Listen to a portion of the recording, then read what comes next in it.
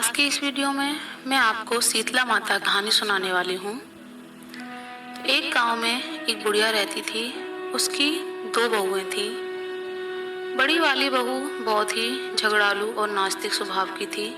उसे पूजा पाठ में बिल्कुल भी विश्वास नहीं था। छोटी वाली बहू बहुत ही शांत, सरल और श्रद्धालु स्वभाव की थी। वह हमेशा पूजा पाठ में लगी रहती थी। भगवान की कृपा से दोनों को ही एक एक पुत्र रत्न की प्राप्ति थी। एक बार जब शीतला सप्तमी का त्योहार आया तो सास ने अपनी बड़ी बहू से कहा कि बहू, कल शीतला अष्टमी है, माता के लिए भोग बना ले। तो उसने साफ इनकार कर दिया कि मेरे पास फालतू कामों के लिए समय नहीं है। फिर उसने अपनी छोटी बहू से कहा कि बहू, कल शीतला अष्टमी है, आज तू माता के लिए भोग बना ले। तो वह तैयार हो गई। नहा धोकर उसने चौका साफ किया और माता के लिए भोग बनाने बैठ गई।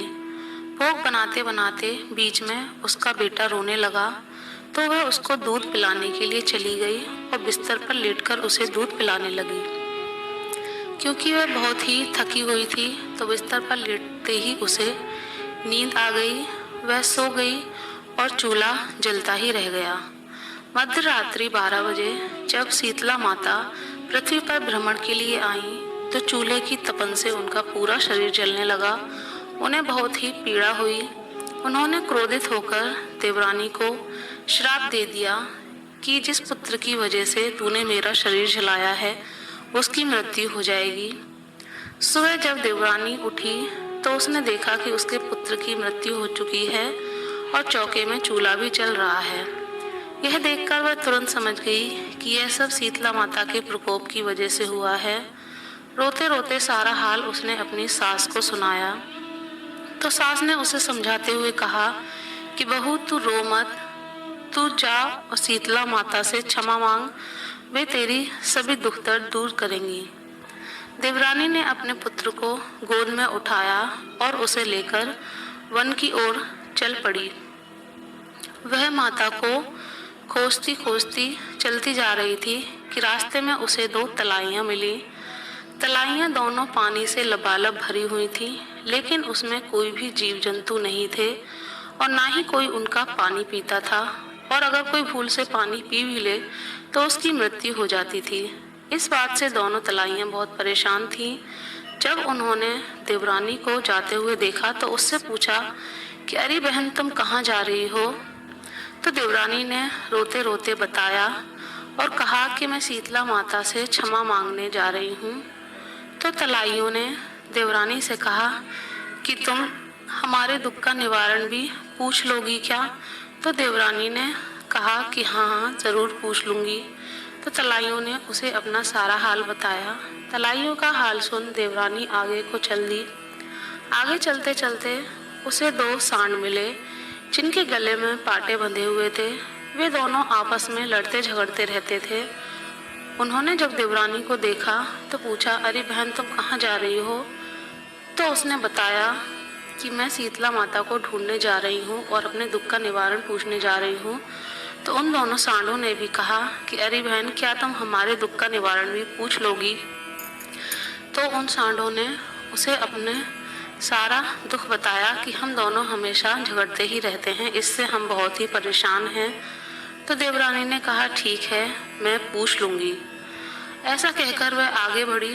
कुछ दूरी पर उसे वन में एक बुढ़िया बैठी हुई दिखाई दी जो बहुत ही परेशान थी और बुरी तरह से अपना सिर खुजला रही थी। उस बुढ़िया ने जब देवरानी को देखा तो पूछा, अरे बेटी, तू कहाँ जा रही है? तो उसने अपना सारा हाल उस बुढ़िया माई को सुनाया। बुढ़िया माई ने उस पर ध्यान नहीं दिया और उससे कहा कि क्या तू मेरा सिर देख देगी? मुझे बहुत जुएं हो गई हैं, जिसकी वजह से मुझे बहुत ही खुजली और बहुत पीड़ा हो रही है। देवरानी ने दुखी स्वभाव में कहा कि हाँ माई, ज़रूर देख दूंगी। उसे माता से मिलने की जल्दी थी, अपने पुत्र को जीवित करना था, लेकिन फिर भी उसने बुढ़िया माई को जुएं देखने के लिए कह दिया। उसने अपने पुत्र को बुढ़िया माई की गोदी में लिटा दिया और उस बुढ़िया माई की जुएं देखने लगी। कुछ देर में उसने सारी जुएं देख दी, जिससे उस बुढ़िया माई की खुजली समाप्त हो गई और उसे बहुत राहत हुई। वह बहुत ही प्रसन्न हुई। जैसे ही देवरानी ने अपने पुत्र को गोदी में उठाया और चलने लगी तो उसने देखा कि उसका पुत्र जीवित हो चुका है। वह समझ गई कि यह कोई साधारण बुढ़िया नहीं है। उसने उस बुढ़िया से पूछा कि माई आप कौन हो? तो बुढ़िया माई ने प्रसन्न होकर उसे दर्शन दिए और बताया कि मैं शीतला माता हूँ और तेरी गलती की वजह से मुझे बहुत पीड़ा हुई थी, इसलिए मैंने क्रोधित होकर तेरे पुत्र को मृत्यु का श्राप दे दिया था। माता की ऐसी बात सुनकर देवरानी को बहुत ही पछतावा हुआ। उसने माँ से क्षमा मांगी। माता ने उससे कहा, कोई बात नहीं, अब मैं तुझसे नाराज नहीं हूँ। तू कितनी अच्छी है, सबका भला सोचती है। तूने सबकी मदद की, साथ ही साथ मेरी भी मदद की बिना किसी स्वार्थ के। तू सबका भला चाहती है, तो जा, मैंने तुझे माफ कर दिया। ऐसा सुनकर देवरानी बहुत ही प्रसन्न हुई और उसने माता को कोटि कोटि धन्यवाद दिया। फिर उसने माता से तलाइयों के दुख का निवारण पूछा तो माता ने उससे कहा कि वे दोनों पिछले जन्म की सौत सौत हैं, आपस में लड़ती रहती थीं। कभी किसी का भला नहीं किया, कभी किसी को एक गिलास पानी भी नहीं पिलाया। दरवाजे पर जो भी आता था उसे ऐसे ही लौटा देती थीं। इसलिए उन्हें इस जन्म में यह सजा मिली है।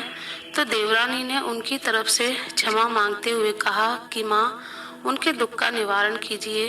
तो माता ने उससे कहा कि ठीक है, जा, तू जाकर उनकी तलाइयों का पानी पी लेना। उनका पानी शुद्ध हो जाएगा और मीठा भी हो जाएगा। उनका जो भी दंड है वो मैं क्षमा करती हूँ। फिर देवरानी ने दोनों सांडों के दुख का निवारण पूछा तो माता ने बताया, वे दोनों पिछले जन्म में देवरानी जिठानी थीं। आपस में हमेशा लड़ती झगड़ती रहती थीं, कभी किसी की बात नहीं सुनती थीं। इसलिए इस जन्म में भी वे आपस में लड़ती ही रहती हैं। तो देवरानी ने माता से विनती की कि माँ, उनके दुख का भी निवारण कीजिए। तो माता ने कहा कि ठीक है, जा, तू उनके गले के पाटे खोल देना, वे दोनों भी ठीक हो जाएंगे। ऐसा कहकर माता ने उसे आशीर्वाद दिया और अंतर ध्यान हो गई। देवरानी भी माता को कोटि कोटि धन्यवाद कर अपने घर को वापस चल दी। रास्ते में उसे वही दोनों सांड मिले तो उसने दोनों सांडों का पाटा खोल दिया, जिससे कि वे सही हो गए और उन्होंने आपस में लड़ना बंद कर दिया। दोनों सांडों ने देवरानी को बहुत बहुत धन्यवाद दिया। इसके बाद देवरानी आगे चल दी तो उसे वही तलाइयाँ मिली। तो उसने दोनों तलाइयों का थोड़ा थोड़ा पानी पी लिया, जिससे उनका पानी भी मीठा हो गया। सभी उन तलाइयों का पानी पीने लगे। इससे उन दोनों तलाइयों ने भी देवरानी को कोटि कोटि धन्यवाद दिया और आशीर्वाद दिया। इसके बाद वह आगे चल दी। आगे चलकर जब वह अपने गांव पहुंची और अपने घर में जाती है तो देखती है कि उसके घर धन धान्य से भरा हुआ है। उसके घर में किसी चीज़ की कोई कमी नहीं है। उसकी वह छोटी सी कुटिया एक महल में बदल चुकी है। यह देखकर वह समझ गई कि यह सब शीतला माता का ही आशीर्वाद है।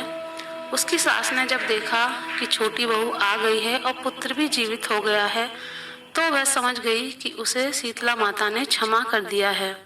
लेकिन जब जेठानी ने देखा कि देवरानी का पुत्र जीवित हो चुका है और उसका घर धन धान्य से भर गया है तो उसे बिल्कुल भी अच्छा नहीं लगा और उसके मन में भी लालच आ गया।